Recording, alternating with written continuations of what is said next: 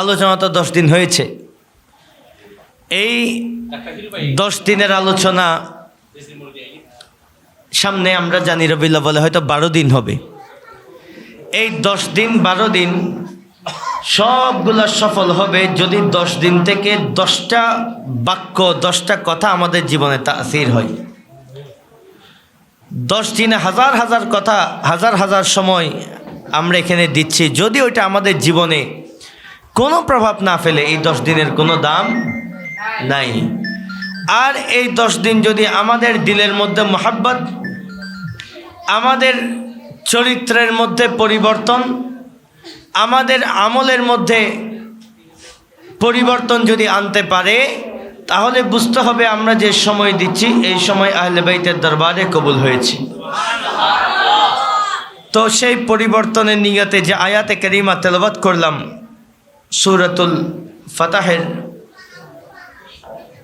48 নম্বর আয়াত, আমার আল্লাহ বলছেন মুহাম্মাদুর রাসূলুল্লাহ, মুহাম্মদ সাল্লাল্লাহু আলাইহি ওয়াসাল্লাম আল্লাহর রাসূল। এই ব্যাপারে তো কোনো সন্দেহ আছে? তা আওয়াজ দিয়ে বলেন না, সন্দেহ আছে? ওয়াল্লাযিনা মাআহু, আমার নবীর সাথে যারা ছিলেন তাদের ক্যারেক্টার আমার আল্লাহ বর্ণনা করছেন।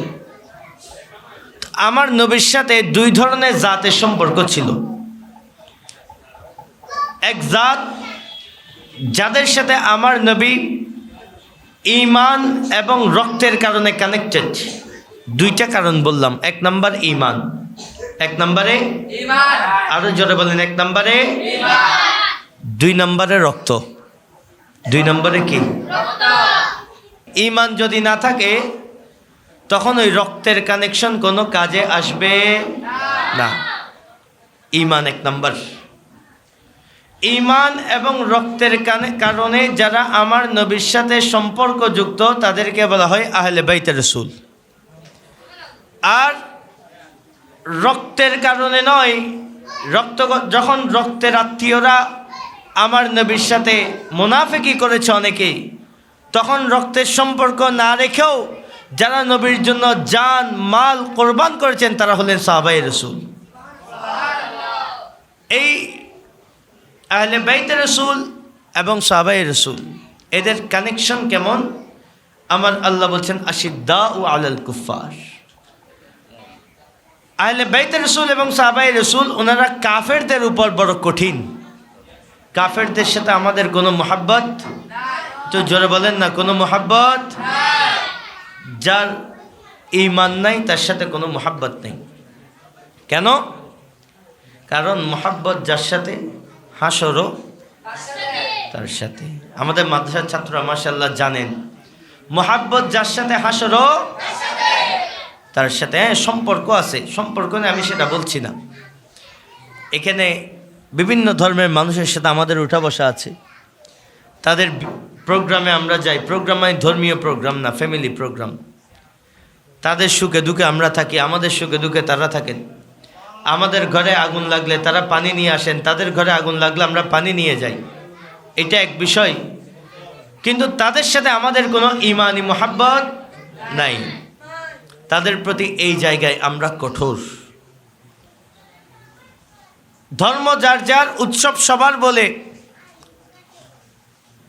নির্বাচনের আগে পূজা মণ্ডপে গিয়ে গীতা পাঠ করা, এটা কোনো মুসলমানের আখলাক হইতে পারে না। যারা ইসলামের নামে করবে আশিদ্দাউ আলাল কুফার, কোরআনের সাথে তাদের কোনো সম্পর্ক নেই। আর কোরআনের সাথে যার সম্পর্ক নাই তার দিলের মধ্যে কোনো ঈমানও নেই, তার দিলের মধ্যে কোনো ঈমান নাই। তো মুসলমানদের ক্যারেক্টার কি? আরেকটা আমার নবীর সাথে যারা ছিলেন তাদের প্রথম ক্যারেক্টার হচ্ছে তারা কাফেরদের সাথে কোনো আপোষ করতেন না। 2 নম্বর ক্যারেক্টার হচ্ছে রুহামাউ বাইনাহুম, তারা একে অপরের জন্য অন্তরের রহম, দয়া, মোহাব্বত, ভালোবাসা রাখতেন। তো জোরে বলেন না সুবহানাল্লাহ। তো এখন আল্লাহ এই কথা কেন বললেন? কারণ আমরা এখানে যারা আসছি আমরা কাফের না ইমানদার?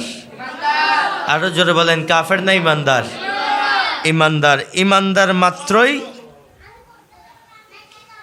ইমানদার মাত্রই একজন আরেকজনের জন্য মহাব্বত রাখবে। আল্লাহ আমাদের দিলের মধ্যে সে মহাব্বত নসিব করুক, সবাই বলে আমি। ইমানদার যদি, আমিও ইমানদার, আপনি ইমানদার, আমি আপনাকে মহাব্বত করব, আপনি আমাকে মহাব্বত করবেন। তো এই ঈমান যেটা বলছি, ঈমানের মার্কাজ হলো আমার নবী, ঈমানের সেন্টার, ঈমানের কেন্দ্রবিন্দু হলো আমার নবী। তো যেখানে ঈমানদার হওয়ার কারণে আপনি আমাকে, আমি আপনাকে মহাব্বত করতে হয়, সেখানে যিনি না হলে ঈমান হয় না, সে নবীকে মহাব্বত না করলে সে বান্দা ঈমানদার হইতে পারবে না। তা আমার নবী কি বলছেন দেখেন, হাদিসে পাকের মধ্যে আমার নবী ইরশাদ ফরমাচ্ছেন, নবীকে মহাব্বত করা মানে নবীর কথাকে মহাব্বত করা। আমার নবী ইরশাদ ফরমাচ্ছেন, হযরত ইবনে মাসউদ রাদিয়াল্লাহু তাআলা আনহু হাদিস বর্ণনা করছেন, আনিন নবী সাল্লাল্লাহু আলাইহি ওয়াসাল্লাম قال حب آل محمد يوم خير من عبادة سنة। আমার নবী ইরশাদ ফরমাচ্ছেন, বলে আমার পরিবারকে মহাব্বত করা 1 বছর টানা ইবাদত করার থেকেও আল্লাহর দরবারে বেশি উত্তম। মহাব্বত 1 ঘন্টা করতে হবে বলে নাই, কিন্তু মহাব্বত 1 বছর করতে হবে বলে নাই। 1 বিন্দু পরিমাণ মহাব্বত নবীর আলে বাইতে রাসূলের জন্য রাখা, আমার নবী বলছেন 1 বছর ইবাদত করলে যে সওয়াব, 1 মুহূর্তের মধ্যে আমার আল্লাহ সেই সওয়াব নসিব করবে। আল্লাহ দিতে পারে কিনা? আওয়াজ দিয়ে বলেন না, পারে কিনা? আল্লাহ অনেক জায়গায় দেয়, তো বলে মায়ের দিকে মহাব্বতে 1 নজর দেখলে আল্লাহ কবুল হজের সওয়াব ওই বান্দার রিজিকের মধ্যে লিখেন। হজ করতে অনেক টাকা লাগে, কিন্তু মায়ের দিকে তাকান, সওয়াব পাচ্ছেন। একইভাবে আমার নবী বলছেন, আমার আলে বাইতে রাসূলের মহাব্বত যেই বান্দা অন্তরে ধারণ করবে, মুহূর্তের মধ্যে আলে বাইতে রাসূলের মহাব্বতে মাহফিলের মধ্যে বসলেন, আলে বাইতে রাসূলের মহাব্বতে খরচ করলেন, আলে বাইতে রাসূলের মহাব্বতে চোখের পানি ফেললেন, আলে বাইতে রাসূলের মহাব্বতে সময় কাটাইলেন, আমার নবী বলছেন 1 বছর ইবাদত করলে যে সওয়াব, আমার আল্লাহ মুহূর্তের মধ্যে সেই সওয়াব নসিব করে দিবেন। এখন আমরা কোন মজলিসে আছি একটু চিন্তা করার দরকার আছে না? আমরা কোন মজলিসে আছি? যদি আমার হুজুর 25 মিনিটের মজলিস আমাকে নির্ধারণ করে দিয়েছেন, তো এই মজলিস তো ঘন্টার পর ঘন্টা হইলে যতক্ষণ হবে সওয়াব না গুনাহ? যারা আসতে পারে নাই ভাগ্যবান না দুর্ভাগা? আর যারা আসছেন দুর্ভাগা না ভাগ্যবান? আল্লাহ আমাদেরকে এই ভাগ্যবানের কাতারে আজীবন রাখার তৌফিক দান করুক, সবাই বলে আমিন। প্যারে হাজিরিন, আমার রাসূলের 2টা সম্পদ। একটা সম্পদের ব্যাপারে আমার নবী বলছেন, যেটা হাদিস খান হযরত আবু যর গফারি রাদিয়াল্লাহু তাআলা হতে বর্ণনা হচ্ছে, সামিআতু নবিয়্যা সাল্লাল্লাহু আলাইহি ওয়াসাল্লাম বলে, আমি আমার নবীকে বলতে শুনেছি, আলা ইন্না মিসলা আহলি বাইতি ফিকুম মিসলু সাফিনাতি নূহ। বলে আমার আহলে বাইত যারা আছে, তাদের মেসাল, তাদের উপমা, তাদের এক্সাম্পল হলো নূহ আলাইহিস সালামের বন্যার সময় ঈমানদার যারা ছিল তাদেরকে বাঁচানোর জন্য নূহ আলাইহিস সালাম একটা নৌকা বানিয়েছিলেন। ওই শিপের উপর, নৌকার উপর যারা উঠেছে তারা নাজাত পেয়েছে, যারা উঠতে পারে নাই তারা মৃত্যুবরণ করেছে। আমার নবী বলছেন, আমার আহলে বাইতের এক্সাম্পল হলো ওই নূহ আলাইহিস সালামের নৌকার মতো। কিসের মতো? আমার নবী বলছেন, মান রাকিবাহা নাজা, যে বান্দা উঠলো নাজাত পেয়ে গেল। একটু জোরে বলেন না সুবহানাল্লাহ। মান রাকিবাহা নাজা, উঠে গেলেন তো নাজাত, আর উঠব না। কারবালা আসছে আজকে 10 দিন, অনেক মৌলানা সাহেব আছে এখনো একবারের জন্য ইমামে পাকের নাম জবানের মধ্যে আসে নাই, তো উঠবো না। আর কেউ না উঠলে কি হয়েছে? না বললে কি সমস্যা? না বললে তো কিছু হবে না। তো আমার নবী বলে দিচ্ছেন, ওয়ামান তাকাল্লাফা আনহা হালাকা, যে বান্দা উঠতে পারে নাই তার মাকাম কেমন? বলে সে ধ্বংস হয়ে গেল। তো জোরে বলেন না নাউজুবিল্লাহ। তো উঠতে পারলে নাজাত, উঠতে না পারলে ধ্বংস। এখানে না উঠার কোনো অপশন ইমানদারের কাছে নাই। এখন নৌকাতে উঠলাম, নৌকা তো দরিয়ার মাঝখানে, চারোদিকে ঢেউ আর ঢেউ, একদিক থেকে ঢেউ মারে, আরেক দিক থেকে ঢেউ মারে। ঢেউ আসে না নাই? এই নৌকা নিয়েও ঢেউ আসে। এই নৌকাকে এখন অনেক নৌকা, আমি সবসময় বিরোধিতা করি, আবার মনে করি না ক্ষমতায় নেই তাই বলতেছি। অনেকে নিজের নৌকাকে নূহ ইসলামের নৌকাও বানিয়েছেন। নূহ আলাইহিস সালামের নবীদের নৌকার সাথে দুনিয়ার কোনো নৌকা মিলানো যাবে না। আরেক দল আছেন হাসরের দাড়িপাল্লার সাথে দুনিয়ার দাড়িপাল্লা মিলাই দিচ্ছেন। আল্লাহর দাড়িপাল্লার সাথে দুনিয়ার কোনো দাড়িপাল্লা মিলানোর কোনো সুযোগ। ওই নূহ আলাইহিস সালামের নৌকার সাথে মিলানোতে এক নৌকা ডুবেছে, আল্লাহর দাড়িপাল্লার সাথে মিলানোতে আরেক দাড়িপাল্লাও ডুবেছে। আল্লাহ আমাদেরকে এগুলো বোঝার তৌফিক দান করুন। আল্লাহর সাথে বান্দার কিছু মিলানোর কোনো সুযোগ নাই। একটা আল্লাহর, একটা বান্দার। আল্লাহটার সাথে বান্দারটা মিলানো যাবে না। আল্লাহটা আল্লাহর শানে, বান্দারটা বান্দার শানে। তো এই যে নৌকায় আমি উঠলাম, চারোদিকে তো ঢেউ, একদিক থেকে আহলে হাদিস ফিতনা, একদিক থেকে ইসলামের নাম দিয়ে জান্নাতের বিক্রি, আরেক দিক থেকে শিয়া, আরেক দিক থেকে খারেজি, আরেক দিক থেকে রাফেজি, আরেক দিক থেকে মুতাজিলা। যাব কোন দিকে? নৌকাতে তো উঠলাম, চারোদিকের ধাক্কা, একদিকে নিতে চাই আরেক দিকে নিতে চাই। তো আগের যুগে যারা শিপ চালাইতেন, গুগল ম্যাপ আসার আগে, গুগল ম্যাপ তখনও আসে নাই, তো যারা শিপ চালাইতেন, তো আপনার নৌকা কেমনে চালান? সাগরের মধ্যে তো ডানও বোঝা যায় না, বামও বোঝা যায় না, দক্ষিণ উত্তর পূর্ব পশ্চিম বোঝার কোনো রাস্তা নাই। তো ওনারা বলবেন যে আমরা শিপ চালাই তারা দেখে দেখে। কি দেখে দেখে? তো আমার নবী শিপও দিয়েছেন, তারাও দিয়েছেন। তো জোরে বলেন না সুবহানাল্লাহ। ইসলামের মধ্যে কোনো কিছুর অভাব। শিপও দিয়েছেন, তারাও দিয়েছেন। ইয়া রাসূলুল্লাহ, নৌকা দিলেন, নৌকায় উঠলাম, এখন তারা লাগবে তো চলার জন্য। আমার নবী হাদিসে পাকের মধ্যে বলছেন, আসহাবিকান নুজুম, ওগো আমার উম্মতেরা, তোমরা শিপে ওঠার পরে, নৌকাতে ওঠার পরে তারা লাগবে। আমি নবী ইরশাদ ফরমাচ্ছি, আমার এক একজন সাহাবী, এক একজন তারা, যাকে অনুসরণ করবা ওই তারাই তোমার নৌকাকে মদিনার গন্তব্যে পৌঁছাই দিবে। তাহলে দুইটা জিনিস একটু ধরেন, গন্তব্য আপনার মদিনা না হয়ে আর কোনো জায়গায় হওয়ার কোনো সুযোগ নাই। একটার নাম আহলে বাইতের রাসূল, আরেকটার নাম আসহাবে রাসূল।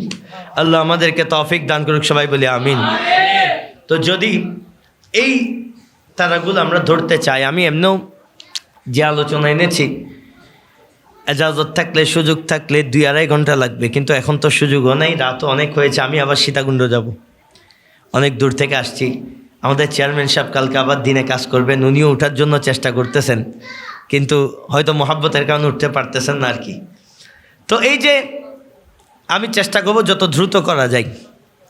আহলে বাইতের রাসূল এবং আসহাবে রাসূল মহাব্বত কেমন ছিল জানার দরকার আছে না নেই? কারণ একদল সাহাবীকে মহাব্বত করতে করতে আহলে বাইতের প্রতি মহাব্বত নেই, আরেক দল আহলে বাইতকে মহাব্বত করতে করতে সাহাবীর সাথে বেয়াদবি হয়ে যাচ্ছে, কোনো খবর নাই। ইসলাম কি? ইসলাম হচ্ছে বাইনাল ইফরাত ওয়াত তাফরিদ। বাড়াবাড়িও করা যাবে না, ছাড়াছাড়িও করা যাবে না। ওই যে মাঝখানের একটা রাস্তা, ওইটার নাম হলো ইসলাম। ওইটার নাম কি? ইসলাম। তো এখন আমি একটা পয়েন্ট বলে বলে শেষ করবো। 1 নম্বরে সিদ্দিক আকবর। আমার নবীর খলিফা কয়জন? আরো জোরে? 4 জন। 1 নম্বর হযরত আবু বকর সিদ্দিক, ওনাকে আমরা বলি সিদ্দিকে আকবর। 2 নম্বর হযরত ওমর ফারুক, ওনাকে আমরা বলি ফারুকে আজম। 3 নম্বর হযরত উসমান গনি, ওনাকে বলি যুন্নুরাইন। 4 নম্বরে হযরত আলী কাররামাল্লাহু ওয়াজহুল করিম, ওনাকে আমরা বলি মাওলায়ে কায়নাত। মাওলায়ে কায়নাত। এই 4 জনের মধ্যে মোহাব্বত দেখেন। 1 নম্বরে সিদ্দিক আকবরের জন্য মাওলা আলীর দিলে কেমন মোহাব্বত ছিল। একদিন মাওলা আলী রাদিয়াল্লাহু তাআলা আনহু মসজিদের মধ্যে বয়ান করছেন, উনি খলিফাতুল মুসলিমিন। বয়ানের মধ্যে হঠাৎ করে তিনি সামনে যারা আছেন তাদেরকে জিজ্ঞেস করছেন, আইয়ুহান নাস মান আশজা'আন নাস, হে বান্দারা বলো আমাদের মধ্যে সবচেয়ে বীর বাহাদুর কে? সবচেয়ে বড় বীর বাহাদুরকে। তো বান্দারা তো জানে খাইবারের ময়দানে কে এক হাতে গ্রিল তুলে নিয়েছিলেন। তো বান্দারা বলছে না, আমাদের মধ্যে সবচেয়ে বড় বীর বাহাদুর তো আপনি, সবচেয়ে বড় বীর বাহাদুর। আমাকে যদি এটা বলতেন আমি খুশি হয়ে যাইতাম। মাওলা আলী বলছে না না, আমি সবচেয়ে বড় বীর বাহাদুর না। দেখি বলো সবচেয়ে বড় বীর বাহাদুরকে। বলে তাইলে আমরা জানি না, আমরা একজনকেই চিনি, ওই জাতের নাম হচ্ছে মাওলা আলী শের খুদা। তখন মাওলা আলী নিজে বলছেন, বলে আমাদের মধ্যে সবচেয়ে বীর বাহাদুর হলো তিনি। হিজরতের রাতে মুহররমের 1 তারিখ, যে রাতকে কেন্দ্র করে আমরা হিজরি নববর্ষ উদযাপন করছি, হিজরতের রাতে আমার নবীর ঘরের চারপাশে আরবের বড় বড় বীর পাহলওয়ান যারা ছিল, তারা তলোয়ার নিয়ে আমার নবীকে কতল করার জন্য আমার নবীর ঘরের চারপাশে যখন ঘিরে ধরেছিল, আমার নবীর সাথে ওই রাতের আধারে যিনি মক্কা থেকে মদিনায় হিজরতের জন্য রওনা হয়েছেন, ওই সিদ্দিক আকবর আমি মাওলা আলীর কাছে সবচেয়ে বড় বীর বাহাদুর। ওনারা তো আমি বড় এটা বলতেন না, আমি বড় এটা বলতেন না। ওনারা সবসময় বলতেন আমার ভাই সবচেয়ে বড়। আর আমাদের শান হচ্ছে আমরা সবসময় বলি আমি বড়। যেমন আরেক দিন হযরত মাওলা আলী শের খুদাকে দেখে দেখে সিদ্দিক আকবর হাসছেন। মাওলা আলী শের খুদাও আছেন, মাওলা আলী শের খুদাও আছেন, সিদ্দিক আকবরও আছেন, মাওলা আলীও আছেন, সিদ্দিক আকবর আছেন। দেখেন, এটা যতটুকু বলতেছি ইনশাল্লাহ কোরআন এবং হাদিসের বাহিরে এক লফজও বলবো না। তা আমি অনুরোধ করবো কথা বলবেন না, এটা আমার জন্য কিছু না, কোরআন এবং হাদিসের শান, কোরআন এবং হাদিসের শান, কথা বলবেন না। তো সিদ্দিক আকবরও বসা, মাওলা আলীও বসা। সিদ্দিক আকবর মাওলা আলীর দিকে তাকিয়ে তাকিয়ে হাসছেন। মাওলা আলী জিজ্ঞেস করছেন, বলে কি আমার দিকে তাকায় তাকায় হাসতেছেন কেন? ঘটনা কি? আপনার হাসির রহস্য কি? তখন সিদ্দিক আকবর বলছেন, বলে আমি আমার নবীকে বলতে শুনেছি, আমার নবী আমাকে বলছেন, লা ইয়াজুজু আহাদুস সিরাতা ইল্লা মান কাতাবা লাহু আলী ইবনে আবি তালিবুল জাওয়াজ। বলে আমি আমার নবীকে বলতে শুনেছি, গো সিদ্দিক আকবর, আমার আলী যাকে পারমিশন দেবে না, যার দরখাস্তের মধ্যে মাওলা কায়নাতে সিল পড়বে না, ওই বান্দা সিরাত পার হয়ে জান্নাতে যাইতে পারবে না। এটা শোনার পর মাওলা আলীও হেসে দিলেন। এসে দিয়ে বলছেন, বলে আচ্ছা আপনি এতটুকু শুনেছেন, আমিও একটা কথা শুনেছি। একটু জোরে বলেন না সুবহানাল্লাহ। আমি আমার নবীকে বলতে শুনেছি, লা ইয়াকতুবু আলীউল জাওয়াজা ইল্লা লিমান আহাব্বা আবা বকর। বলে যার অন্তরে আবু বকরের মহাব্বত নাই, সিদ্দিক আকবরের মহাব্বত নাই, ওই বান্দার জন্য আমার আলী কখনো সুপারিশ করবে না। একদিকে বলে দিলেন মাওলা আলীর সার্টিফিকেট ছাড়া জান্নাতে যাওয়া যাবে না, আবার মাওলা আলীকে বলে দিলেন সিদ্দিক আকবরের মহাব্বত যার দিলের মধ্যে নাই তাকে সার্টিফিকেট দেওয়া যাবে না। তো সেই কারণে কথা বলার সময় হুঁশিয়ার থাকার দরকার আছে না নাই? একজনকে বড় করতে গিয়ে আরেকজনকে ছোট করার কোনো অধিকার নাই। মনে রাখবেন, আমি আপনি পুরা জিন্দেগি কোরবান করলেও ওনাদের একজনের সমান তো দূরের কথা, ওনাদের ঘোড়ার পায়ের নিচে যে বালি ছিল ওই বালির সমান হওয়ারও কোনো ক্ষমতা আমাদের কাছে নাই। তো আমি কে মাপার? সিদ্দিক আকবর বড় না ফারুক আজম বড়? সিদ্দিক আকবর বড় না মাওলা আলী বড়? আপনি কে বড় মাপার? বড় মাপার জন্য তো আগে নিজেও বড় হইতে হবে। আপনি বড় হন না আগে, আপনি বড় হওয়ার আগে মাপা শুরু করলেন কে বড়, এ বড় না ও বড়, ও বড় না এ বড়। এখন আমি বললাম আমার হুজুর থেকে অমুক হুজুর বড়, আল্লাহ না জানে আল্লাহর দরবারে কে বড়। মাপা শুরু করে দিলেন। এই মাপামাপি করা এটা আমাদের কাজ না। আমাদের কাজ কি? আহলে সুন্নাত ওয়াল জামাতের আকীদা ফিক্স। আমার রসুলের পরে প্রথম খলিফাকে, দ্বিতীয় খলিফাকে, তৃতীয় খলিফাকে, চতুর্থ খলিফাকে, এই সিরিয়ালগুলো সেট করা আছে। আমরা এই একটাতে ধারা আহলে সুন্নাত ওয়াল জামাতের আকীদার মতো সেট হয়ে গেল। আমরা এতটুক মানতে চাই, এর বাহিরে এ বড় না ও বড় এই ঝগড়ার মধ্যে যাওয়ার কোনো দরকার নাই। এবার শুনলেন সিদ্দিক আকবরের শান, এতক্ষণ এটাই বললাম, মাওলা আলী বর্ণনা করছেন। এবার আসেন সিদ্দিক আকবরও তো মাওলা আলীর কিছু শান বলেছেন, সে শানগুলো একটু শুনি। 1 নম্বর, সিদ্দিক আকবর একদিন, প্রায় সময় সিদ্দিক আকবর মাওলা আলীর চেহারার দিকে তাকিয়ে থাকতেন। হযরত আয়েশা সিদ্দিকা ওনার মেয়ে খেয়াল করলেন, বাবাকে জিজ্ঞেস করছেন, বাবা আমি প্রায় সময় দেখি আপনি যখন কোনো মজলিসে বসেন, আপনি আমার নবী থাকতে তো ওনার তাওয়াজ্জু আমার নবীর দিকে থাকতো। আমার নবীর ইন্তেকালের পরে বলে আপনি যখন দেখি আপনি মাওলায়ে কায়নাতের দিকে, মাওলা আলীর দিকে আপনি তাকিয়ে থাকেন। ঘটনা কি? তখন সিদ্দিক আকবর বলছেন, ইয়া বুনাইয়া, ওগো আমার মেয়ে, সামিআতু রাসূলুল্লাহি সাল্লাল্লাহু আলাইহি ওয়াসাল্লাম, বলে আমি আমার নবীকে একটা কথা বলতে শুনেছি। যে জোরে বলেন না সুবহানাল্লাহ। কি বলতে শুনেছি? আন নজরু ইলা ওয়াজহি আলীন ইবাদা, বলে আমি আমার নবীকে বলতে শুনেছি আমার আলীর চেহারার দিকে তাকিয়ে থাকা।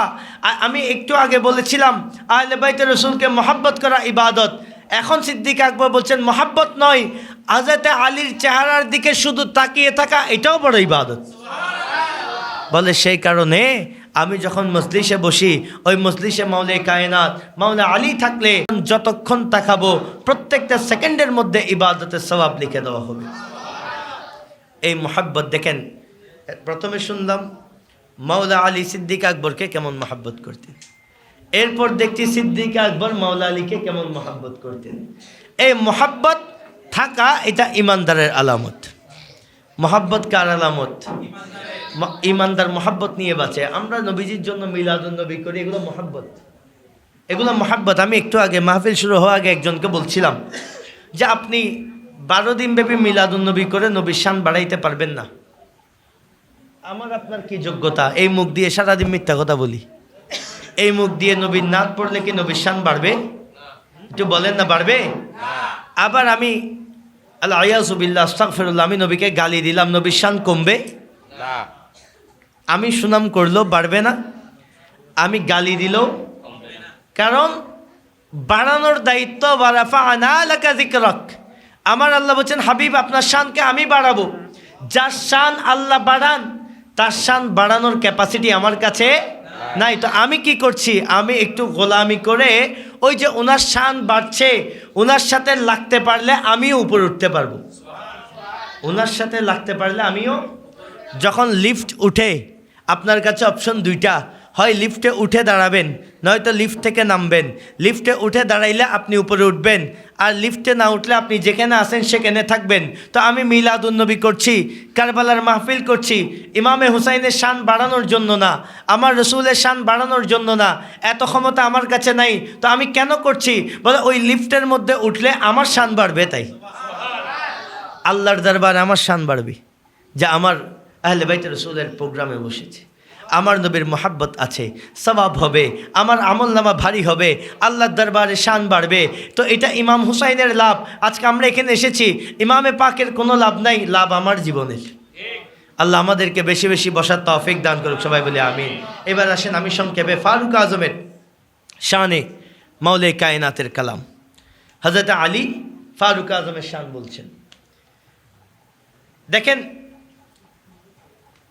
ফারুক আজম রাদিয়াল্লাহু তাআলা আনহু যখন ইন্তেকাল করলেন, এই হাদিসখানা বুখারী শরীফের মধ্যেও নোট হচ্ছে এবং মাআরিফু সাহাবা লি আবি নাঈম কিতাবের মধ্যেও নোট হচ্ছে। ফারুক আজম রাদিয়াল্লাহু তাআলা আনহু ইন্তেকাল করলেন, মাওলা আলীর অবস্থা কি? সবাই কান্নাকাটি করছেন। মাওলা আলী এত বেশি বেখবর বেহুশ অবস্থায় হয়ে গেলেন, তিনি এসে হযরত ইবনে আব্বাস রাদিয়াল্লাহু তাআলা আনহুর সাথে ধাক্কা খাইছেন, ওনার কোনো খবর নেই।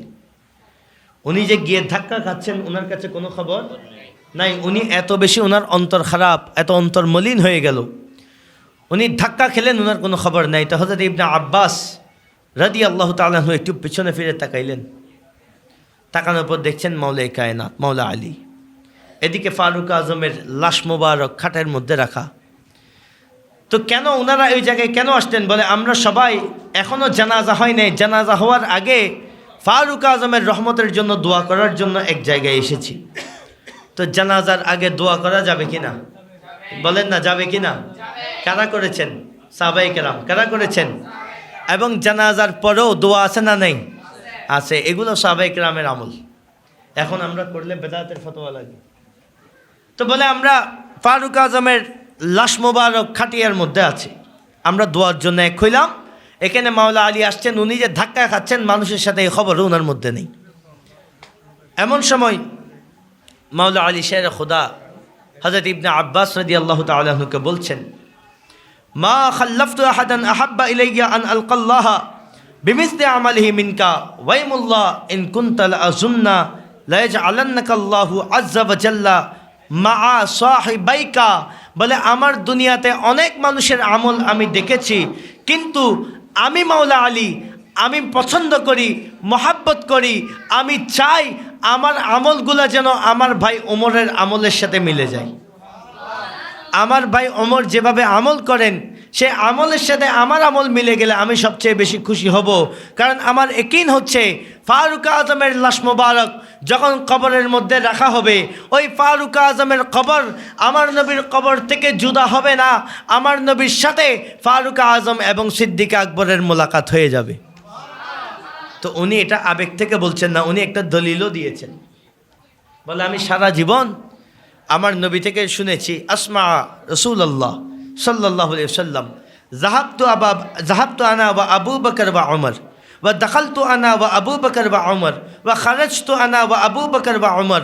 বলে সারা জীবন আমি আমার নবীর জবানে শুনেছি আমি আবু বকর ওমর অমুক জায়গায় যাব, আমি আবু বকর ওমর অমুক প্রোগ্রামে যাব, আমি আবু বকর ওমর অমুক কাজে যাব। সারা জীবন একসাথে যেভাবে ছিলেন, ইন্তেকালের পরও জুদা হবেন না। আমার বিশ্বাস কবর মোবারকে যখন রাখা হবে আমার নবী এবং সিদ্দিক আকবর ফারুক আজমকে বরণ করে নিয়ে নেবেন। শান বলছেন কে? মাওলা। কার শান বলছেন? একটু বলেন না, কার শান বলছেন? তো শান আছে না নাই? আছে।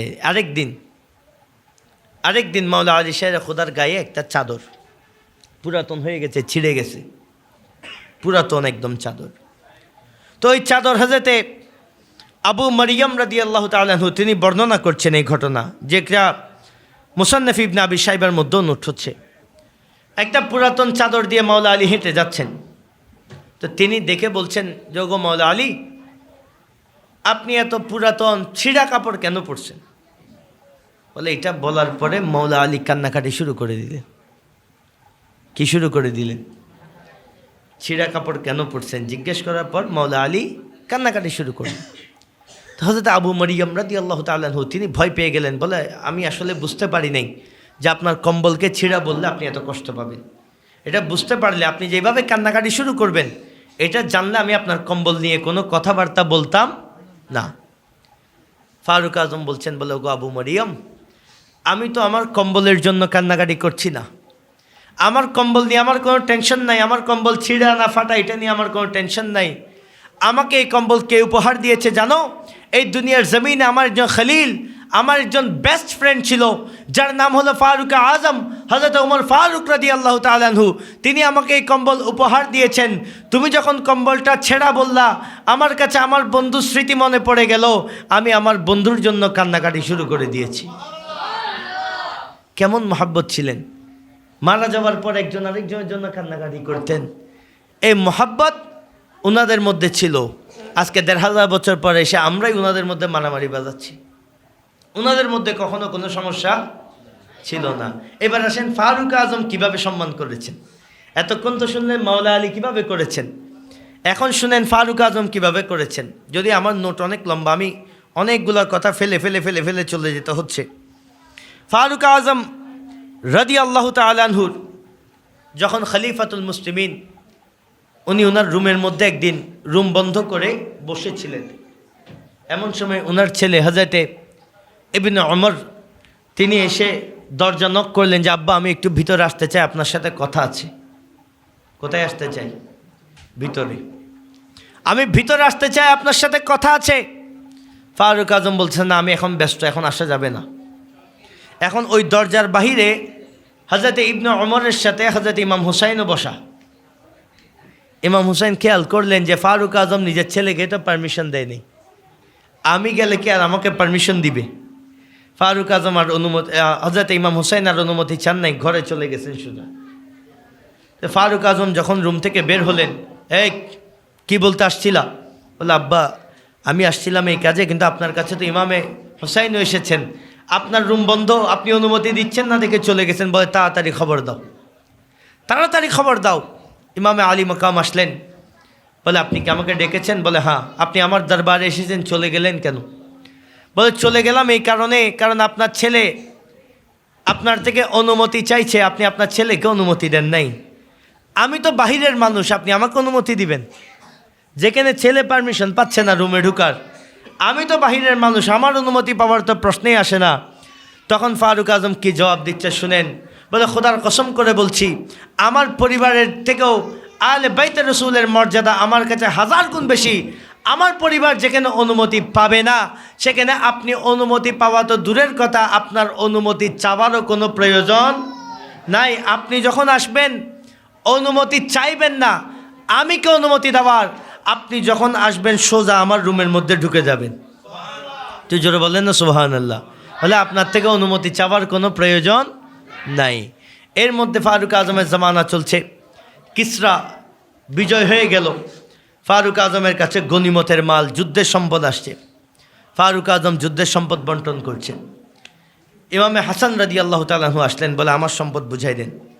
1000 দিনার দিলেন। ইমামে হুসাইন আসছেন, বলে আমারটা দেন। 1000 দিনার দিলেন। কত হাজার? একটু আওয়াজ দিয়ে বলেন, কয় হাজার? আপনাদের মন চায়ে চলে আসছে। একটু দরুদ শরীফ পড়ি, সালাতুন ইয়া।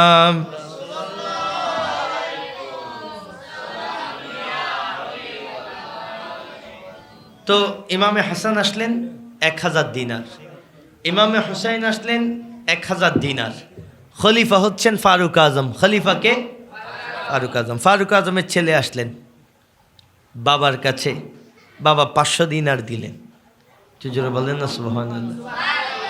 ইমামে হুসাইন 1000, ইমামে হাসান 1000, নিজের ছেলে 500, নিজের ছেলে 500। এখন ছেলে একটা আপত্তি করলেন, বাবা আমি যখন আমার নবীর সাথে যুদ্ধের ময়দানে যাই, আমার নবীর সাথে আমি যুদ্ধ করি, তখন এই ইমামে হাসান ইমামে হুসাইন তো ছোট বাচ্চা, আপনি আজকে আমার থেকেও বেশি ওদেরকে প্রায়োরিটি দিচ্ছেন।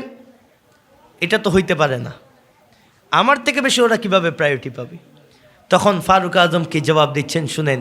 ফারুক আজম বলছেন, ঠিক আছে আমি তোমাকেও প্রায়োরিটি দিব, যাও ইমাম হাসানের নানার মতো একটা নানা তুমিও নিয়ে আসো,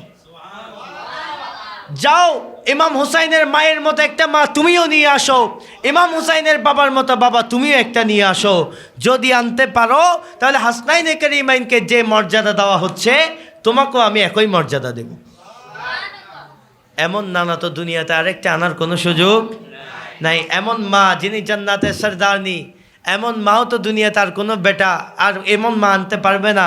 এমন বাবা যাকে আমার নবী আলেমের শহরের দরওয়াজা বলেছেন, এমন বাবাও তো দুনিয়াতে আরেকটা আনার কোনো সুযোগ নাই। তো ফারুক আজম বুঝাই দিলেন যে তুমি হয়তো যুদ্ধ আগে করেছো, আমার নবীকে আগে পেয়েছো, কিন্তু হাসনাইনে কারিমাইনের যে মাকাম, এটা যুদ্ধে যাওয়ার কারণে নয়, এটা আমার নবীর সাথে কানেকশন থাকার কারণে।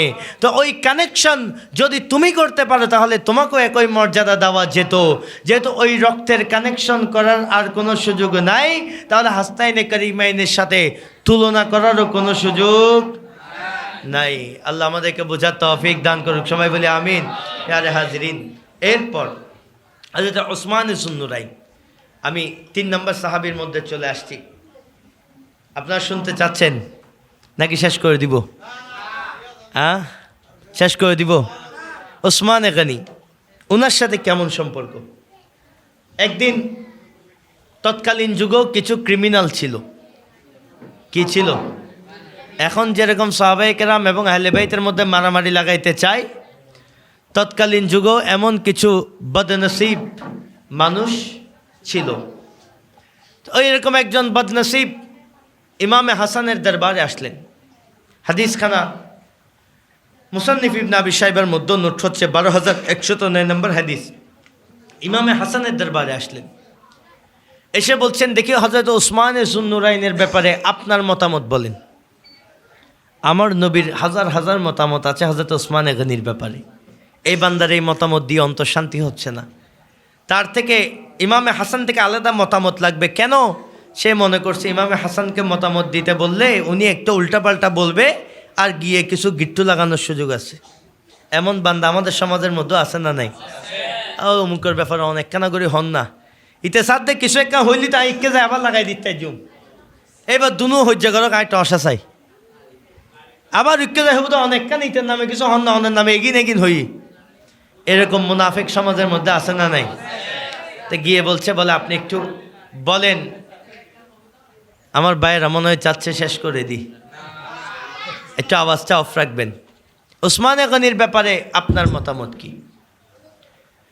তো ইমামে হাসান বলছে, বলে না আমি কোনো মতামত দিব না, একটু পরে আমার আব্বা মাওলা আলী শের খোদা আসবেন, উনি যা বলবেন সেটাই আমার মতামত। তুই জোরে বললেন না সুবহানাল্লাহ? মাওলা আলী আসলেন, আসার পর জিজ্ঞেস করলেন মাওলা আলীকে যে আপনার হযরত ওসমান গনি সম্পর্ক হচ্ছে দুইজন ভাইরা ভাই, আল্লাহ রসুলের দুইজন মেয়ে বিয়ে করছেন ওসমান গনি, একজন মেয়ে বিয়ে করছেন মাওলা আলী শের খোদা, একজন জুন্নুরাইন আরেকজন হায়দার কার্রার, একজনের ব্যাপারে আরেকজনকে জিজ্ঞেস করছেন, বলে ওসমান গনির ব্যাপারে আপনার মতামত কি? তো মাওলা আলী তো যেই সেই জাত না, আমার নবী যাকে এলমের শহরের দরওয়াজা বলেছেন ওনার জবাবও তো সেই মকামে হবে, ওনার জবাব তো বেমিসাল হইতে হবে। তখন হযরতে আলী রাদিয়াল্লাহু তাআলা কোরআন শরীফের একটা আয়াত তেলাওয়াত করলেন, সূরা মায়েদার 93 নম্বর আয়াত। জোরে বলেন না সুবহানাল্লাহ? জানতে চাইলাম অমুকের ব্যাপারে মতামত কি, মাওলা আলী মতামত দেন নাই, কোরআনের আয়াত তেলাওয়াত করলেন। সে আয়াত কি? মাওলা আলী বলছেন, ইযা মাত্তাকাউ ওয়া আমানু ওয়া আমিলুস সালিহাতি সুম্মাত্তাকাউ ওয়া আমানু সুম্মাত্তাকাউ ওয়া আহসানু ওয়াল্লাহু ইউহিব্বুল মুহসিনিন। একটু জোরে বলেন না সুবহানাল্লাহ? আমার আল্লাহ এমন কিছু ইমানদারের ব্যাপারে বলছেন, বলে যারা ঈমান আনার কারণে তাদের জিন্দেগিতে কোনো সমস্যা, ভুল ত্রুটি, গুনাহ যদি আগেও করে থাকে, আমার আল্লাহ ঈমানের কারণে তাদের জিন্দেগির গুনাহ মাফ করে দিয়েছেন। তো এখন এই আয়াতের মধ্যে আমার আল্লাহ বলছে ইযা মাত্তাকাউ, যে বান্দা আল্লাহকে ভয় পায়। এই আয়াত বলার পর মাওলা আলী তাফসির করছেন, কানা উসমানু মানিল্লাযিনা তাকাউ, বলে নিশ্চয় ওসমান এমন একজন জাত যিনি আল্লাহকে ভয় পেতেন। এরপর তেলাওয়াত করছেন ওয়া আমানু, যারা ঈমান এনেছে আল্লাহ তাদের জিন্দেগির গুনাহ মাফ করেছেন। কানা উসমানু মানিল্লাযিনা আমানু, ওসমান এমন এক জাত যিনি ঈমান এনেছেন। এরপর তিনি বয়ান করছেন ওয়া আমিলুস সালিহাত, যারা ভালো কাজ করেছে। কানা উসমানু মানিল্লাযিনা আমিলুস সালিহাত, ওসমান এমন এক জাত যিনি ভালো কাজও করেছে।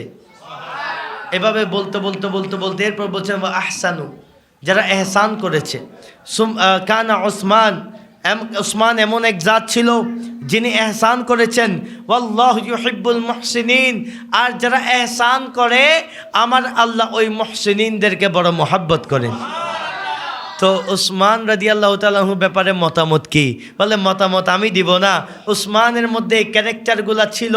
আর আয়াতের শেষে আমার আল্লাহ বলছেন ওয়াল্লাহু ইউহিব্বুল মুহসিনিন, আল্লাহ মুহসিনিনদেরকে মহব্বত করেন। তো আয়াতের তাফসীর হচ্ছে আমার আল্লাহ হযরত ওসমানকে মহব্বত করেন। ওনাদের মধ্যে শান বলতেও কোনো কৃপণতা নাই। এরপরে এখন ওসমান রাদিয়াল্লাহু তাআলা অন্তরে আহলে বাইতের মহব্বত আমি শেষ করে দিচ্ছি। ওসমান রাদিয়াল্লাহু তাআলা কেমন মহব্বত করতেন? বলে মাওলা আলী যখন বিবাহ করবেন, হযরতে ফাতেমাতুজ জাহরা রাদিয়াল্লাহু তাআলা আনহাকে বিবাহ করার সময় মাওলা আলীর কাছে ওরকম কোনো টাকা পয়সা ছিল না। এখন টাকা পয়সা ছাড়া তো মোহর দেওয়া যাবে না, দেনমোহর দিতে হবে। যদিও আমাদের সমাজে আমরা মনে করি দেনমোহর হচ্ছে ডিভোর্স হইলে দিতে হয়, দেনমোহরের সাথে তালাকের কোনো সম্পর্ক নাই। ওয়া মৌলানা সাহেব, আবার আমার আশেপাশে তো সমাজের নেতৃবৃন্দ আছেন, এখন বলে মোহরানা কথা বলে 20 লাখ, এই 20 লাখ মোহরানা জিন্দগিতে দিতে পারবে না, বলে তালাক হইলে না দিতে হবে, আর নয়তো তো দেওয়ার প্রয়োজন নেই। আছে না নাই?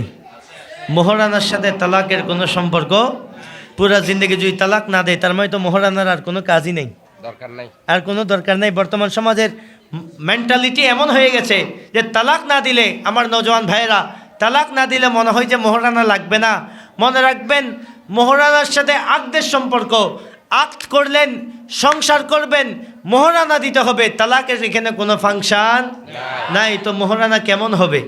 যেমন মোহরানা ফাতেমাতুজ জাহরার ছিল, যেটাকে আমরা মোহরে ফাতেমি বলি। মোহরানা কেমন হবে? যেমন মোহরানা আমার নবী দিয়ে দেখিয়েছেন। মোহরানা কেমন হবে? যেমন মোহরানা একজন নওজওয়ানের ক্যাপাসিটির মধ্যে আছে। 20 লাখ টাকা তো আমি আমার গোটা জিন্দগিতে চোখে দেখবো কিনা সন্দেহ। আবার দেখলাম আমাকে আজকে 20 লাখ টাকা দিলেন, আমার কোন বেকুফে পাইছে বউকে দিতাম, আমি এটা আগে ব্যবসায় লাগাইতে হইব। এটা বউকে দিয়ে ফেললে তো আমার ব্যবসা হবে না। তো 20 লাখ যদি আমি পাই, 15 লাখ যদি আমি পাই, এটা মোহরানা দিব, এটা ব্যবসায় লাগাবো। তো এমন একটা অ্যামাউন্ট নির্ধারণ করতে হবে যেটা দেওয়ার সামর্থ্য বরের আছে। বলেন না, দেওয়ার সামর্থ্য বরের আছে। আর যেই সামর্থ্য নাই ওটা মোহরানা ধরার কোনো সুযোগ নাই। এখন মোহরানা ফ্যাশন, এই ফ্যাশন করা যাবে না। আল্লাহ আমাদেরকে হেফাজত করুক, সবাই বলি আমিন। মাওলা আলী থেকে মোহরানা দেওয়ার মতো টাকা পয়সা নেই। মাওলা আলী আসলেন বাজারের মধ্যে, ওনার সেই বর্ম, যুদ্ধের বর্ম নিয়ে বলে, আমি এই যুদ্ধের বর্ম বিক্রি করব, কে নিবা একটু বলো। হযরত ওসমানে গনি জানেন মাওলা আলী কেন আসছেন, তো ওনার কাছে তো টাকা পয়সার অভাব নাই। তিনি বলছেন, আমি 400 দিরহাম দিয়ে তোমার এই বর্ম কিনে নিচ্ছি। 400 দিরহাম নিয়ে কিনে 400 দিরহাম ওনাকে দিলেন। তো মাওলা আলী টাকা নিয়ে চলে যাচ্ছেন, জিনিস বিক্রি শেষ। হযরত ওসমানে গনি ডাক দিয়ে, নগো মাওলা আলী দাঁড়ান, একটু পরে আপনার বিবাহ, আমার শালীকে বিবাহ করবেন। তো আপনি যাচ্ছেন, আমার কাছে বর্ম বিক্রি করলেন, নেন এই বর্মটা আমি আপনাকে আবার হাদিয়া দিয়ে দিলাম। বর্ম কিনে নিয়ে আগে টাকা দিয়ে সহযোগিতা করলেন, এরপর যাবার সময় হাদিয়া হিসেবে ওই বর্মটা আবার দিয়ে দিলেন। কেমন মহাব্বত ওনাদের মধ্যে ছিল! আল্লাহ আমাদেরকে মহাব্বতগুলো বোঝার তৌফিক দান করুক, সবাই বলে আমিন। হযরত আবু হুরায়রা রাদিয়াল্লাহু তাআলা আনহু সবচেয়ে বেশি হাদিস বর্ণনা যিনি করেছেন, ওনার শানটা একটু বলি। উনি কিভাবে আহলে বাইতকে মহব্বত করতেন, একটু জোরে বলেন না সুবহানাল্লাহ। আজকের দিনে আমরা মুহাদ্দিস বলছি, এক বাপের পুত মুহাদ্দিস আছে হযরত আবু হুরায়রা জাতের সমান হবে, একজন আছে যিনি কোনো একজন সাহাবীর শানের সমান হবে। এই আবু হুরায়রা রাদিয়াল্লাহু তাআলা আনহু ব্যাপারে নোট হচ্ছে কেমন করে মহব্বত করতেন। হযরত আবু মারিয়াম রাদিয়াল্লাহু তাআলা আনহু তিনি বর্ণনা করছেন, বলে একদিন আমরা জানাজার জন্য গেলাম। জানাজা, ওই জানাজার মধ্যে ইমামে হুসাইন রাদিয়াল্লাহু তাআলা আনহু তিনিও আসলেন। ওনার জুতার মধ্যে কিছু ময়লা, ওনার জুতার মধ্যে চুম্বন করছে, ওনার জুতা থেকে ফায়াজ নিচ্ছে। ওনার জুতার মধ্যে একটু ময়লা লেগেছে আর কি, ফায়াজ নিচ্ছে জুতাতে। বলে আমরা দেখতে পেলাম হযরত আবু হুরায়রা রাদিয়াল্লাহু তাআলা আনহু, ওনার বয়স কোথায়, ইমামে হুসাইনের বয়স কোথায়। একজন হচ্ছেন মুরব্বী, আরেকজন হচ্ছেন নওজওয়ান, বয়সের কোনো সম্পর্ক মিল নাই। আবু হুরায়রা রাদিয়াল্লাহু তাআলা আনহু বয়সে বড়, ইমামে হুসাইন বয়সে ছোট। বলে কিন্তু আমরা দেখতে পেলাম আবু হুরায়রা রাদিয়াল্লাহু তাআলা আনহু ওনার কাপড় দিয়ে ইমামে হুসাইনের জুতা মুবারক পরিষ্কার করে দিচ্ছেন। এই আদব আমাদের দিলের মধ্যে আছে? আসলেই নাই। আমাদের চেয়ারম্যান সাহেব সত্য বলেছেন, আমাদের দিলের মধ্যে এই আদব নাই। কোথায় আলে রসুল? আমাদের তো খবরও থাকে না আলে রসুল কোথায় আছে। বলেন তো গত 6 মাসে আমরা কয়জন আলে রসুলের দোয়া নিয়েছি? খবরও নেই। আমরা দুনিয়াতে আমাদের অনেক কারো সংস্পর্শে যাওয়ার ইচ্ছা হয় অন্তরে, তা আলে রসুলের সংস্পর্শে যাওয়ার ইচ্ছা আমাদের অনেকের দিলের মধ্যে নাই। অথচ সাহাবায়ে কেরাম বড় মুহাদ্দিস, বড় মুফতি, বড় বুজুর্গ, বড় আলেম হওয়ার পরেও ওনাদের সোহবত ছিল আলে বাইতে রসুলের। এই সোহবত ছাড়া ঈমান পরিপূর্ণ হবে না। তো আমি আবারও ওই মূল আয়াতের মধ্যে যাব, যেটা বলেছিলাম, আশিদ্দাউ আলাল কুফার রুহামাউ বাইনাহুম। আমার নবী সাহাবা এবং আলে বাইতে রসুলের মহাব্বত কেমন ছিল? বলে তারা কাফেরের প্রতি যতটুক কঠিন ছিল, ইমানদারের জন্য একে অপরের জন্য তার থেকে বেশি মহাব্বত রাখত। তো জোরে বলেন না সুবহানাল্লাহ। এবং আমার নবী শেষ জীবনে বিদায় হজের দিন আমার নবীর জীবনের আখেরি বয়ান, আমার নবী জানতেন আর বয়ান করার সুযোগ হবে না। আমার নবী জানতেন। এখন এই বিশ্বাস উম্মতের নাই। উম্মত বলে নবী তো ভবিষ্যৎ বলা তো দূরের কথা, দেওয়ালের ওই পারে কি আছে সেটাও নাকি নবী জানে না। আওয়াজ দিয়ে বলেন না নাউযুবিল্লাহ। নবী দেওয়ালের ওই পার তো দূরের কথা, বহু বছর আগে কারবালার ময়দানের মাটি কেমন হবে সেই স্যাম্পলও আমার নবীর দরবারে আমার আল্লাহ পাঠিয়ে দিয়েছেন। আমার নবীর আওলাদ শহীদ হবে এটা নবীর আওলাদ জানতো, কে জানিয়েছেন? আমার নবী নিজেই জানিয়ে দিয়েছেন। তো সেই নবী শেষ বয়ানের মধ্যে আমার নবী বলছেন যে আমি দুনিয়া থেকে বিদায় নেব, তো আমি তোমাদের জন্য তারাকতুম ফিকুম সাকালাইন, দুইটা ভারী জিনিস আমি তোমাদের জন্য রেখে যাচ্ছি। তার মধ্যে এক নাম্বার আমার নবী বলছেন আল্লাহর কিতাব তথা আল কোরআন আমি তোমাদের জন্য রেখে যাচ্ছি। তো আমরা আলহামদুলিল্লাহ কোরআন যেখানে চলে এমন একটা মার্কাজের মধ্যে আমরা বসে আছি যেখানে হরদম হর ওয়াক্ত আমার নবীর রেখে যাওয়া বড় আমানত কিতাবুল্লাহ তথা কোরআনের চর্চা হয়, এমন একটা জায়গার নাম হলো এই মাদ্রাসা। তো এরকম মাদ্রাসাগুলা আবাদ করার দরকার আছে না নাই? কেন? কারণ আমার নবীর শেষ আমানতের মধ্যে বড় আমানত মাদ্রাসা। আমার নবীর শেষ আমানতের মধ্যে বড় আমানত কিতাবুল্লাহ, এই কোরআন, এটা আমার নবীর আমানত। সেই আমানতকে টিকায় রাখার জন্য মাদ্রাসা করা এবং মাদ্রাসাকে সহযোগিতা করা এটা আমাদের ঈমানের দায়িত্ব।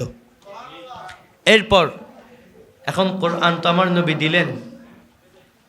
বাংলাদেশে এমন একটা দেশ যেখানে প্রতি সপ্তাহে কোরআনের তাফসীর হয়।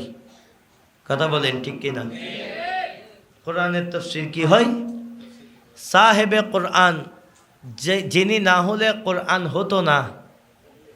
আমি বড় মুহাদ্দিস, বড় মুফতি, ডক্টর, বড় মৌলানা সাহেব, আমার লক্ষ লক্ষ ভক্ত, আমি তাফসীর করছি। আমার নবী ছিলেন বড় মূর্খ, একটু জোরে বলেন না নাউজুবিল্লাহ। এই তাফসীর আমার নবী জানতেন, তাফসীর এগুলোও আসবে, এ খবর নবীর কাছে ছিল। বড় মৌলানা সাহেব তাফসীর করছেন, বলে আমার নবীর স্ত্রী তিনি তো ভার্জিন ছিলেন না, তিনি ইনটেক ছিলেন না, এরকম নোংরা ভাষায় আমার নবীর স্ত্রীকে নিয়ে কথা বলছেন। একটু মন থেকে বলেন না নাউজুবিল্লাহ। আমার নবী জানতেন এই তাফসীর হবে। তা আমার নবী সেই কারণে কোরআনের সাথে আরেকটা জিনিস জুড়ে দিলেন, যার নাম হচ্ছে ওয়াইতারাতি আহলে বাইতি। বলে আমি তোমাদের কাছে আরেকটা জিনিস রেখে যাচ্ছি, যার নাম হলো আহলে বাইতে রসুল। যে কোরআনের সাথে আহলে বাইতে রসুলের মহাব্বত থাকবে, যে কোরআনের সাথে আহলে বাইতে রসুলের সম্পর্ক থাকবে, ওই কোরআনকে যদি কোনো বান্দা আঁকড়ে ধরে ওই বান্দা জীবনে পথভ্রষ্ট হবে না। আর যে কোরআনের সাথে আহলে বাইতে রসুলের সম্পর্ক নাই, ওই কোরআন দুনিয়াতেও পথ দেখাবে না, কবরও নাজাতের মাধ্যম হতে পারবে না। আল্লাহ আমাদেরকে কোরআন এবং আহলে বাইতে রসুলকে ধরে রাখার সে তৌফিক দান করুক, সবাই বলি আমিন। প্যারা হাজিরিন, সাহাবায়ে কেরাম যার যার মাকামে আমি নাম বলবো, আপনারা জান্নাতি বলবেন, পারবেন তো ইনশাল্লাহ? কি বলবেন? সিদ্দিক আকবর, ফারুক আজম, উসমান গনি, মৌলা আলী, আবু হুরাইরা, আব্দুল্লাহ ইবনে আব্বাস, আমির মুআবিয়া, আর আমার ইমাম হুসাইন জান্নাতীদের সরদার। একদল জান্নাতি, জান্নাতি যে এখানে কোনো সন্দেহ নেই। জান্নাতের মালিক জান্নাত দিয়েছেন, আমি আপনাকে কথা বলার। আমার নবী জান্নাত দিতে পারেন কি না? দুনিয়ায় থাকতে জান্নাত দিতে পারেন, এই ক্ষমতা নবীর কাছে কে দিয়েছেন? আমি জান্নাত দিতে পারবো? এই ক্ষমতা আমার কাছে। আমি শুধু এতটুকু বলতে পারি, এই পথে গেলে আমার রসুল এভাবে বলেছেন, চললে আপনি জান্নাতে যাবেন। এর বাহিরে জান্নাত দেওয়ার কোনো ক্ষমতা আমার কাছে নাই। তো নবী আমার মতো যারা বলছে তাদেরকে বলেন না যে নবী তো জান্নাত দিয়ে দেখিয়েছেন, তুমি দিয়ে দেখাও। এই ক্ষমতা কারো কাছে নাই। তো এই আমার নবী যাদেরকে জান্নাতি বলেছেন, সিদ্দিক আকবর, ফারুক আজম, উসমান গনি, মৌলা আলী, আবু হুরাইরা রাদিয়াল্লাহু তাআলা আনহুম, আমির মুআবিয়া রাদিয়াল্লাহু তাআলা আনহু সহ প্রত্যেক সাহাবী জান্নাতি। আর সেই জান্নাতীদের সরদারি আমার নবী কার হাতে দিলেন দেখেন? আমার নবী বলছেন জান্নাতের যুবকদের সরদার হবেন আমার ইমামে হুসাইন। আবার আমার নবীর মহিলা সাহাবা যারা ছিলেন ওনারাও জান্নাতি, ওনাদের সরদার হবেন ফাতেমাতুজ জাহরা। তো জান্নাতীদের মধ্যে কি কোনো দ্বন্দ্ব আছে? জান্নাতীদের মধ্যে কোনো ঝগড়া আছে? একটু মনোমালিন্য হইতে পারে, কিন্তু ইমানের কোনো দ্বন্দ্ব নাই। তো ওনারাও একে অপরকে যেভাবে মহাব্বত করেছেন, আমাদের মধ্যে আমরা বিশ্বাস করি ইমানদারের খাইসিয়ত হচ্ছে ইমানদার ভরসা করবে আল্লাহর উপর। তো আমরাও বিশ্বাস করি আল্লাহ আমাদেরকে জান্নাত দিবেন। বলেন না আমিন। আল্লাহ আমাদেরকে জান্নাত দিবেন, চান কি না? একটু বলেন না আমিন। আহলে বাইতের ওসিলা আল্লাহ আমাদেরকে জান্নাত নসিব করুক। সাহাবায়ে কেরামের ওসিলা আল্লাহ আমাদেরকে জান্নাত নসিব করুক। তো এই আমরা যারা ইমানদার, আমাদের মধ্যে কোনো দ্বন্দ্ব, আমাদের মধ্যে মহাব্বত থাকতে হবে। আল্লাহ আমাদেরকে সে মহাব্বত নসিব করুক, আমিন। আমি ক্ষমা চেয়ে নিচ্ছি। এবং আমি আজকে এখানে যারা উপস্থিত আছেন, আমি আমাদের চেয়ারম্যান সাহেব সহ আমি করজোরে অনুরোধ করব, এই মাদ্রাসাগুলোকে আপনারা একটু দেখতে হবে। আল্লাহ এক একজনকে এক একটা নিয়ামত দেন। আল্লাহ আমাকে একরকম নিয়ামত দিয়েছেন, আপনাকে একরকম নিয়ামত দিয়েছেন, চেয়ারম্যান সাহেবকে একরকম নিয়ামত দিয়েছেন। আবার আল্লাহ কোরআনের মধ্যে আমার আল্লাহ বলছেন আম্মা বিনিআমাতি রাব্বিকা ফাহাদ্দিস, যে বান্দা তোমাকে যে নিয়ামত দেয়া হয়েছে, নিয়ামত শেষ না, নিয়ামতের কিয়ামতও আছে। নিয়ামতের কিয়ামত। আমি মাদ্রাসায় পড়েছি, যেটা দেশের বিরুদ্ধে, স্বাধীনতার বিরুদ্ধে, সমাজের বিরুদ্ধে, ইসলামের বিরুদ্ধে, মন্দিরে গিয়ে, গির্জায় গিয়ে, পেকড়ায় গিয়ে ইসলামের মূল, ইসলামের হিকমত, ইসলামের শানকে নষ্ট করেছে, এমন কোনো মাদ্রাসা নাই। তো এখন সিদ্ধান্ত নেওয়ার সময় আসছে আমরা কোন মাদ্রাসার সাথে আছি। নামাজ তো সবাই পড়ে, কোরআন সবাই পড়ে, কোরআন এজিদও পড়তো। এজিদের কাছেও কোরআন ছিল না? তো বলেন না ছিল কি না? এজিদিরা নামাজ পড়তো কি না? এগুলোর মধ্যে তো কোনো সন্দেহ নেই, এজিদিরা নামাজ পড়তো, এজিদিরা যাকাত দিত, এজিদিরা কোরআন পড়তো। তো আজকে এজিদকে, এজিদের কোরআন এজিদকে বাঁচাইতে পারে নাই, এজিদের নামাজ এজিদকে বাঁচাইতে পারে নাই। এখনও অনেক মাদ্রাসার মধ্যে নামাজ আছে, দাড়ি আছে, পাগড়ি আছে, কোরআন আছে, কিন্তু রসুলের মহাব্বত না থাকার কারণে ওই মাদ্রাসাগুলা এজিদি মাদ্রাসা। কথা বলেন না ঠিক কিনা? আমার নবীর যুগে মসজিদ বানানো হলো, আমার নবী ঘোষণা দিলেন যাও জ্বালিয়ে দাও। কেন? বলে মসজিদ তো আল্লাহর ঘর, জ্বালাবো কেন? কারণ ওই মসজিদ দুশ্মনের রসুলের উপর প্রতিষ্ঠিত হয়েছে। যে মসজিদের মধ্যে হব্বে রসুল নাই, ওই মসজিদ আল্লাহর দরবারে মসজিদ হিসেবে কবুল হবে না। কথা বলেন ঠিক কিনা? আর যে মসজিদের মধ্যে হুব্বে রসুল আছে, যে মাদ্রাসার মধ্যে হুব্বে রসুল আছে, ওই মাদ্রাসাকে সহযোগিতা করলে দুনিয়ার মধ্যেও শান্তি আছে, কবরে গেলেও নাজাত আছে। তো জোর বলেন না সুবহানাল্লাহ। এবং আমার যারা আজকে তালেবে আলম আছে, আমি তোমাদেরকেও বলবো, এই মাদ্রাসার মধ্যে তোমরা আছো, উস্তাদরা বড় মহাব্বত নিয়ে তোমাদেরকে পড়াচ্ছে। তোমাদের এই আজকে যারা এখানে বসে আছেন, সবার টার্গেট কিন্তু তোমরা, তোমাদেরও ভালো করে পড়ালেখার কোনো বিকল্প নাই। স্বপ্ন দেখতে হবে যে মাদ্রাসা থেকে আমি ক্লাস 5, কতটুকু আছে মাদ্রাসা? কোন ক্লাস পর্যন্ত মাদ্রাসা? আমাদের ক্লাস 7, হয়তো একসময় ইনশাল্লাহ দাখিল হবে, যে আমরা দাখিল এখান থেকে শেষ করে আমরা জামিয়া আহমদিয়া সুন্নিয়ায় যাব, যেখানে আপনাদের অনেক উস্তাদ এখানে জামিয়ার ছাত্র। কোথার ছাত্র? সবাই বলেন কোথার ছাত্র? তো আপনি স্বপ্ন দেখতে হবে না যে আমি ভালো করে পড়ে আমিও একদিন জামিয়াতে যাব। এই স্বপ্ন আছে না নাই? আমাদের বাচ্চাদের এই স্বপ্ন আছে। এবং জামিয়া থেকে ফাজিল কামিল শেষ করে মিশরের আল আজহারে গিয়ে ওখান থেকে বড় আলেম হয়ে আসবো ইনশাল্লাহ। এই স্বপ্ন আমরা দেখতে রাজি আছি তো ইনশাল্লাহ। আজকে থেকে যখন ঘুমাইতে যাবেন অন্তরে এই স্বপ্নটা রাখবেন যে না, আমি পড়া শিখবো, পড়া শিখা একটু কষ্ট, তাও শিখবো। কেন? আমার টার্গেট জামিয়া। আমি পিছনের বেঞ্চের স্টুডেন্ট হইতে পারবো না, আমি ভালো করে পড়তে হবে। আমি জামিয়াতে যাব, আল আজহার যাব, পুরো বিশ্বের মানুষের সাথে আমি ইসলাম শিখব এবং এই দেশে এসে যা অর্জন করেছি তা দিয়ে ইসলামের খেদমত করব। আল্লাহ আপনাদেরকে সেই মহান আজিম নিয়ামত আল্লাহ আপনাদেরকে নসিব করুক, সবাই বলে আমিন। আমি অনেক সময় নিয়েছি, আমার হুজুর আমাকে সময় বেঁধে দিয়েছিলেন, আমি প্রায় 1 ঘন্টা সময় নিয়েছি। আমি ক্ষমা প্রার্থনা করছি এবং আপনাদের দোয়া কামনা করে, আমি কোনো বড় বক্তা নই, যতটুক আল্লাহ আমাকে তৌফিক দিয়েছেন আমি চেষ্টা করেছি। আল্লাহ আমাদেরকে যা শুনেছি এগুলো অন্তরে ধারণ করার সে তৌফিক আল্লাহ আমাদেরকে নসিব করুক, আমিন।